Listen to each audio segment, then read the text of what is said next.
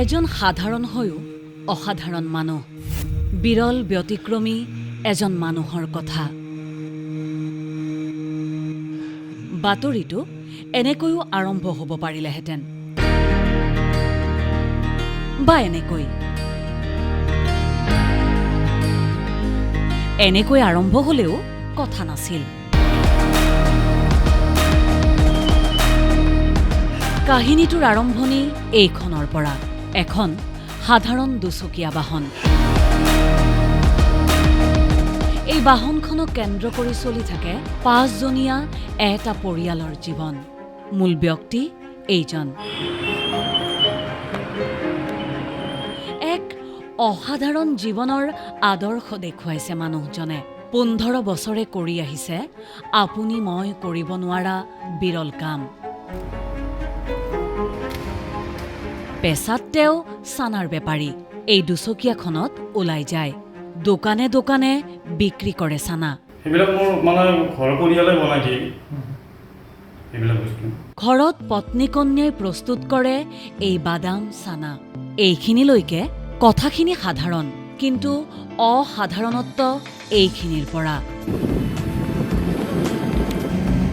মানুহজনৰ নাম দিগন্ত ডেকা। বাইহাটা চাৰিআলিৰ কৰৰা গাঁৱৰ বাসিন্দা ডেকা। বিগত ১৫ বছৰে তেওঁ নিৰন্তৰভাৱে ৰুই আহিছে বিভিন্ন গছপুলি। পথৰ দাঁতিত, বিল পুখুৰীৰ পাৰত নিজে গছপুলি ৰোৱাই নহয়, মন্দিৰ মছজিদ বিদ্যালয়ত ৰুবৰ বাবেও গছপুলিৰ নিয়মীয়াকৈ যোগান ধৰি আহিছে এইজন ব্যক্তিয়ে। মই আজি প্ৰায় ১৫ বছৰ ধৰি গছপুলি ৰোপণ কৰি আছোঁ। অকল ৰোপণেই নহয়, মই বিভিন্ন অনুষ্ঠান প্ৰতিষ্ঠানত গছপুলি দান কৰি আছোঁ বিনামূলীয়াকৈ। জানেনে ডেকাই নিজে কিমান গছপুলি ৰুইছে বা যোগান ধৰিছে কিমান? মই এতিয়া সম্পূৰ্ণ নিজাববীয়াকৈ প্ৰায় ৮০০০ পুলি সম্পূৰ্ণ নিজা খৰচত, নেট গছ হাজিৰা মানুহ এইবিলাক সম্পূৰ্ণ ৮০০০ পুলি মই নিজাকৈ কৰিছোঁ। আৰু বাকী প্ৰায় ২৫,০০০ সম্পূৰ্ণ পুলি মই বিতৰণ কৰিছোঁ। নিজে ৰুইছে ২৫০০ গছপুলি, বিতৰণ কৰিছে প্ৰায় ২৫,০০০। এটকাও নলয়। তেন্তে ধন যোগাৰ কৰে কেনেকৈ? পৰিয়ালটো পোহপালন দি যিখিনি জমা হয় সেইখিনি গছপুলি নামত সজাই দিওঁ। সাধাৰণ জীৱিকা, এনেদৰে চানা বিক্ৰী কৰি ফুৰে। তাৰেই পৰিয়ালৰ জোৰা মাৰি ৰাহি হোৱা ধন ব্যয় কৰে অঞ্চলটো সেউজী কৰাৰ অভিযানত। কেৱল জানো গছপুলি ৰোৱা বা বিতৰণ কৰাতেই সীমাবদ্ধ দিগন্ত ডেকাৰ অভিযান? আহোঁতে যাওঁতে পথৰ দাঁতিলৈও ৰাখে চকু। জংঘলে কোনো গছপুলি আৱৰি ধৰা দেখিলেই বাহন ৰখাই চিকুনাই দিয়ে সেই জংঘল অথবা অপতৃণ।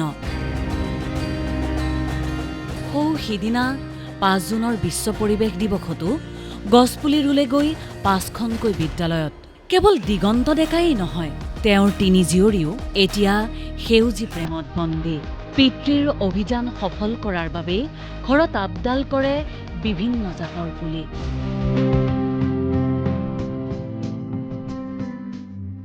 পৃথিৱী এতিয়া অসুস্থ।